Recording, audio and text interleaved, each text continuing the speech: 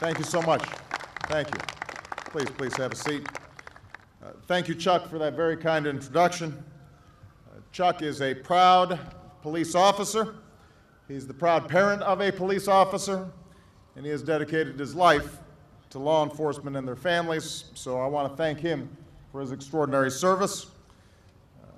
I want to recognize the entire Fraternal Order of Police and its leadership, including Jim Pasco, for all your work on behalf of those who wear the badge. I'd like to recognize FOP Auxiliary President Linda Henney, all the members of the FOP Auxiliary, members of Congress, including Speaker Boehner, Congressman Hoyer and Senator Leahy, as well as members of my administration, and most of all, I want to acknowledge and thank the families of those who have fallen. The Scripture tells us, "Blessed are the peacemakers, for they shall be called sons of God." Blessed are the peacemakers, for they shall be called sons of God. Our country's law enforcement officers use force when they have to. They are well armed and they are well trained. But they never forget that theirs is a mission of peace. Their job is to keep the peace, to allow all of us to enjoy peace in our neighborhoods and for our families.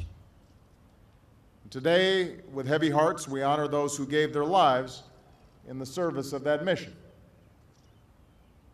Their families are in our thoughts and prayers as we remember the quiet courage of the men and women we have lost.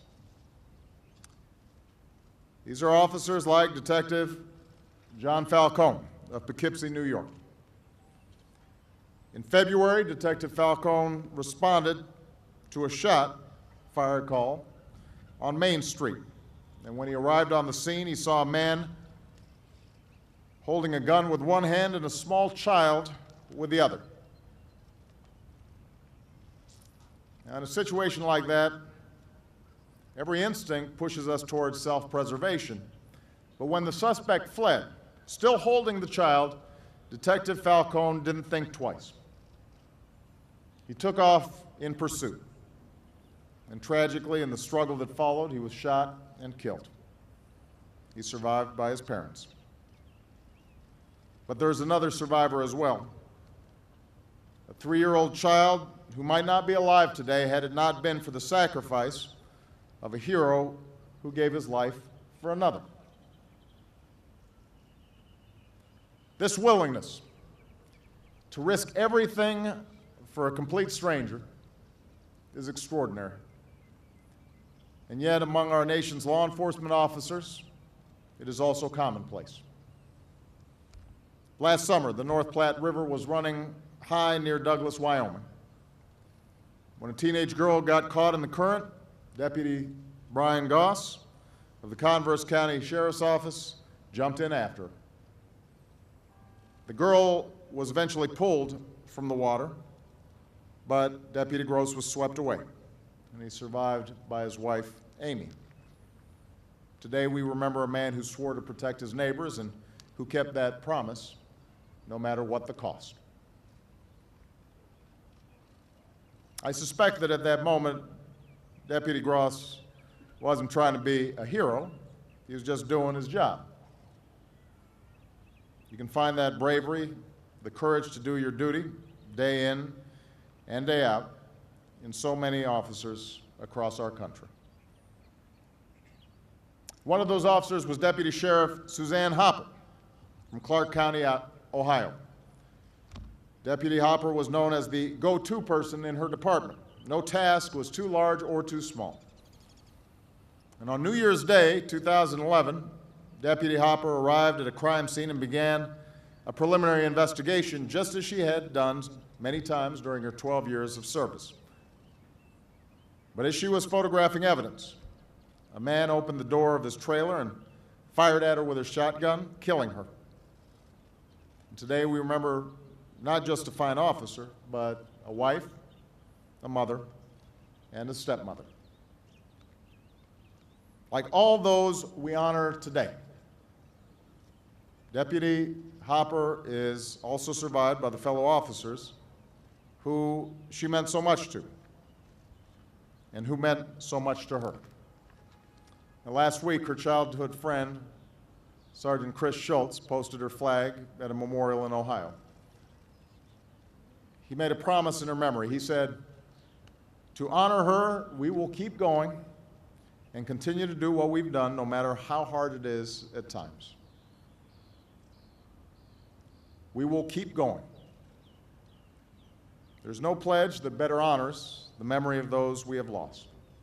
And there are no memories, there are no words that better capture the unbreakable spirit of those who wear the badge. Because even in the face of tragedy, I know that so many of you will return home and continue to do what you've always done. Some of you will kiss your husbands or wives goodbye each morning and send them out the door not knowing what might happen that day. Some of you are children and parents, sisters and brothers whose pride is mixed with worry. And of course, there are the officers themselves. Every American who wears the badge knows the burdens that come with it.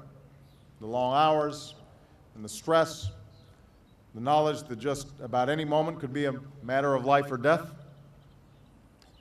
You carry these burdens so the rest of us don't have to. And this shared sense of purpose brings you together, and it brings you to our nation's capital today.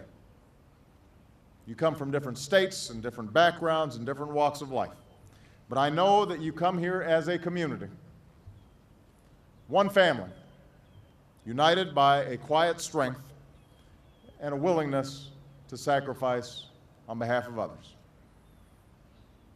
The rest of us can never fully understand what you go through, but please know that we hold you in our hearts, not just today, but always.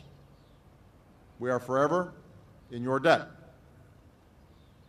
And it is on behalf of all of us, the entire American people, that I offer my thoughts, my prayers, and my thanks. May God shine a light upon the fallen and comfort the mourning. May He protect the peacemakers who protect us every day. And may He bless, now and forever, the United States of America.